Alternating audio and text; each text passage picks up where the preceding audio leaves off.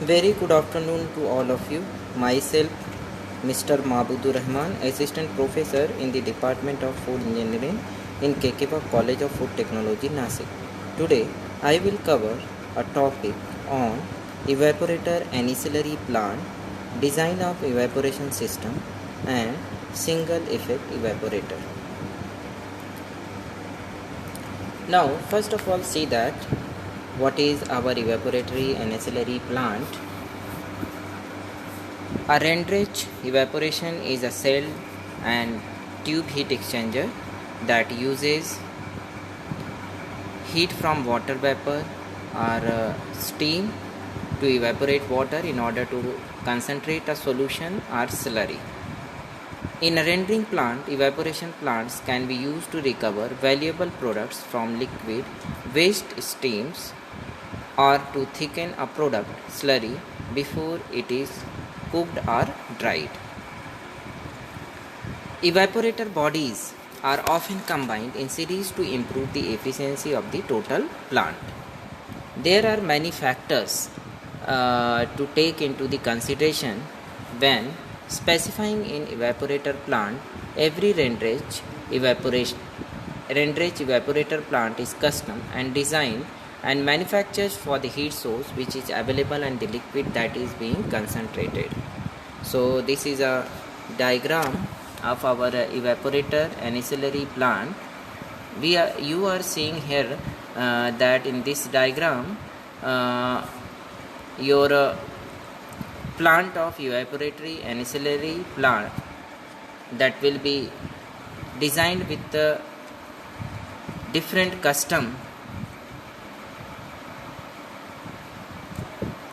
They are custom designed for each applicable application. It can utilize waste heat for reduced energy consumptions, can recover valuable solid from a liquid waste streams, designed to handle liquid with higher solid concentration, including slurries. Easy to operate and require limited operator input. Generously sized tubes for enhanced heat transfer and reducing blocking. Does not require emptying and cleaning between processing days. Quick startup and shutdown.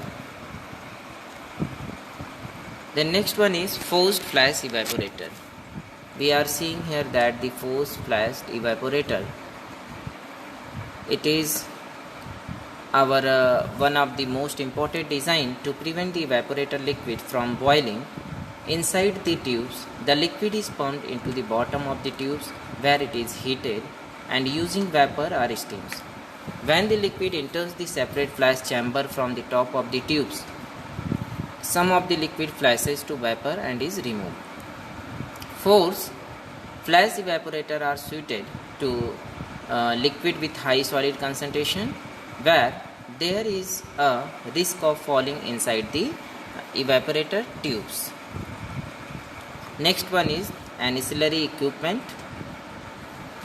In ancillary equipments, we know that we are seeing here that in ancillary equipment, Rendrich can provide ancillary equipment to suit the specific requirement of our conditions, which including stick water tanks, concentrate tanks, and CIP system, vapor ducting, and odor controls. Frequently in the food industry, a raw material or a potential food stuff contain more water than is required in the final product. When the food stuff is liquid, the easiest method of removing the water in general is to apply heat to evaporate it. Evaporation is thus a process that is often used by the food technologist. Next, we are seeing here that the basic factors that affect the rate of evaporations, rate at which heat can be transferred to the liquid. Next one is quantity of heat required to evaporate each kilogram of water.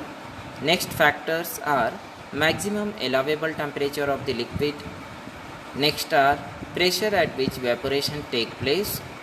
And the last one, changes that may occur in the food stuff during the course of the evaporation process.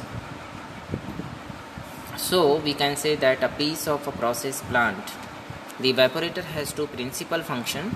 to exchange the heat and separate the vapor that is formed from the liquid. Right? Next one is important practical consideration in evaporators are maximum allowable temperature, which may be substantially below 100 degrees Celsius, and next one is promotion of circulation of the liquid across the heat transfer surfaces to attain reasonably high heat transfer coefficient and to prevent any local overheating.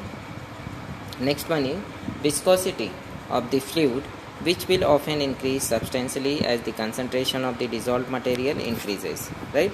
Then next one, last one is the tendency to foam, which makes separation of liquid and vapor difficult. So now come to see the single effect evaporator. We know that the single effect evaporator, it is one of our typical evaporator that is made up of three functional sections: the heat exchanger, the evaporating section where the liquid boils and evaporates, and the separator in which the vapor leaves the liquid and phases off to the condenser or to the other equipment.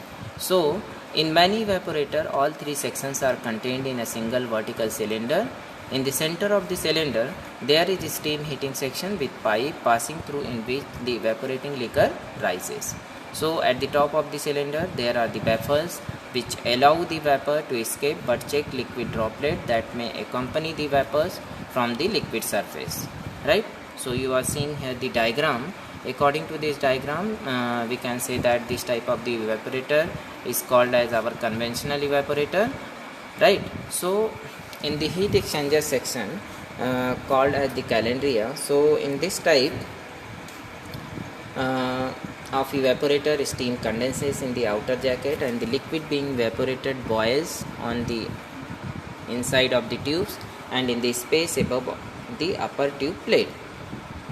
So the resistance to heat flow is imposed by the steam and liquid fill coefficient and by the material of the tube walls. So the circulation of the liquid greatly affects the evaporation rate, but circulation rate and patterns are very difficult to predict in any detailed values of overall heat transfer coefficient that have been reported for evaporators are for the order of 1800 to 500 joule per meter square per second per degree Celsius for the evaporation of distilled water in a vertical tube evaporator. So with heat supplied by condensing steam, however, with dissolved solid in increasing quantities as evaporation proceeds, leading to increased viscosity and poorer circulation. Heat transfer coefficient in practice may be much lower than this. As evaporation proceeds, the remaining liquors become more concentrated and they will come to downcomer and concentrate will collect at the bottom and the vapor will collect on the upper side in a single effect evaporator. Thank you for watching. Once again, thank you.